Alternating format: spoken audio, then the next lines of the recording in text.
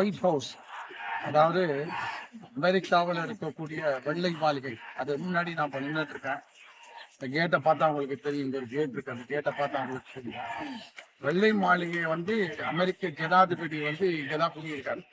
யார் அமெரிக்காவுக்கு ஜனாதிபதியா வராங்களோ அவங்களுடைய அபிஷியல் ரெசிடென்ஸ் இந்த இடம் தான்.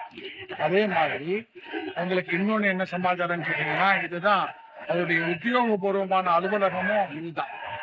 இன்னைக்கு அமெரிக்காவுடைய சுதந்திர தினம். அன்னைக்கு நான் அந்த ஒயிட் ஹவுஸை பார்க்கறதுக்காக நான் வந்திருக்கேன்.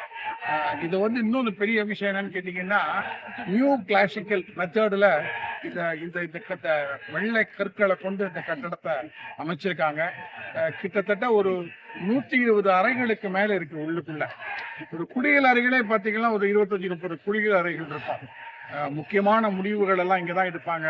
வெளிநாட்டிலிருந்து வரக்கூடிய அதிபர்கள், வெளிநாட்டிலிருந்து வரக்கூடிய பிரதம மந்திரிகள், முக்கியமான ஆட்களை எல்லாம் அமெரிக்காவுடைய ஜனாதிபதி பார்க்கக்கூடிய இடம் இந்த இடம். ஆகவே இது ரொம்ப முக்கியமான இடமாக கருதப்படுகிறது. இது வாஷிங்டன்ல இருக்கு. இந்த இடம் அந்த இடம் இருக்கிற இடம் வாஷிங்டன்ல இருக்கு. கென்னடி இந்த ஜனாதிபதியா வந்ததுக்கு அப்புறம் பலவிதமான சீரமைப்புகளை இந்த கட்டடத்துல செஞ்சாரு.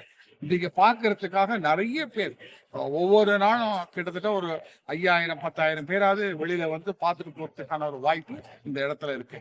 எல்லாரும் கலைமகள் யூடியூப் சேனலுக்கு சப்ஸ்கிரைப் பண்ணுங்க.